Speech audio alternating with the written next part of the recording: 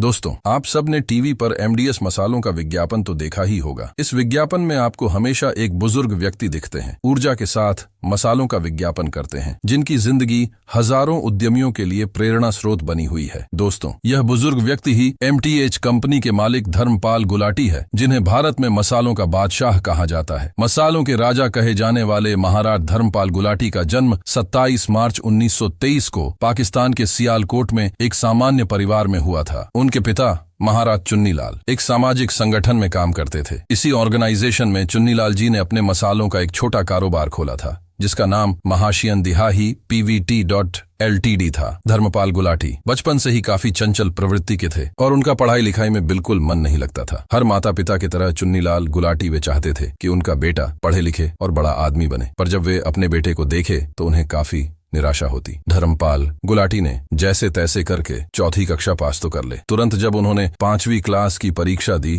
तो फेल हो गए। पढ़ाई लिखाई में उत्साह नहीं होने के कारण और 5वीं में फेल हो जाने के कारण धर्मपाल गुलाटी ने पढ़ाई को छोड़ने का निश्चय कर लिया। अपने बेटे के इस तरह पढ़ाई छोड़ने की बात से उनके पिता को काफी निराशा हो गई थी। 15 साल की उम्र तक आते आते धर्म गुलाटी जी सैकड़ों काम किए, पर किसी भी काम में ज्यादा दिन तक नहीं टिक पाए। अपने बेटे के इस चंचल मन को देखकर चुन्नीलाल गुलाटी ने यह फैसला लिया कि वे अपने बेटे से ही अपनी दुकान मिर्च मसाले वाले में काम कराएंगे और व्यवसाय की गुड़ सिखाएंगे। सन 1947 में भारत के लोगों को आजादी मिली। आजादी के साथ साथ वह घाव भी मिले, जिसका दर्द आज भी लोग भाग रहे हैं। 1937 में आजादी मिलने के बाद देश के विभाजन को लेकर पूरे भारत में सांप्रदायिक दंगे भड़क उठे। इस दंगे में हजार लोगों की मौत हुई और लाखों को अपना अपना घर बार छोड़कर पलायन करना पड़ा। इस भयानक नरसंहार से धर्मपाल गुलाटी का परिवार भी अछूता नहीं रहा। जन्म स्थान सियालकोट तक पहुंच गई, जहां हजारों हिंदुओं को जान से मार दिया गया। ये दुकान और संपत्ति जला दी गई। इन सब से बचने के लिए पलायन एकमात्र रास्ता था। इसलिए घर में धर्मपाल गुलाटी जी भी सियालकोट छोड़कर भारत के लिए निकल गए। भारत पहुंचने के बाद उन्होंने कुछ दिन अमृतसर के रिफ्यूजी कैंप में बिताए। फिर वहां से वह देश की राजधानी दिल्ली में अपने एक रिश्तेदार के घर आ गए। देश के विभाजन के बाद उनका घर, दुकान, व्यवसाय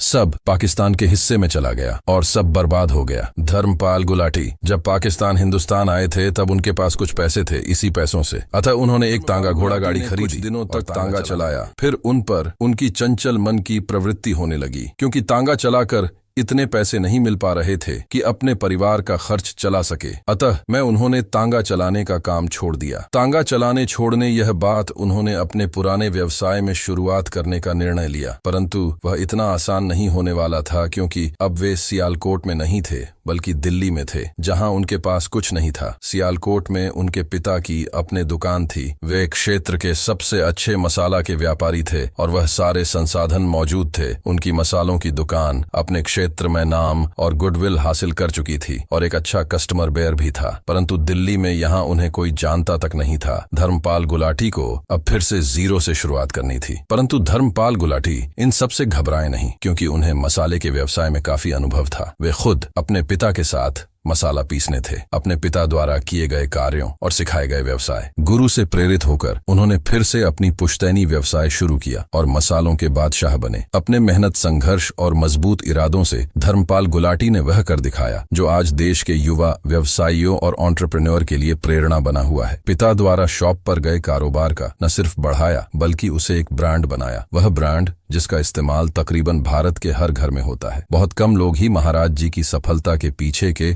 कठिन परिश्रम को जानते हैं।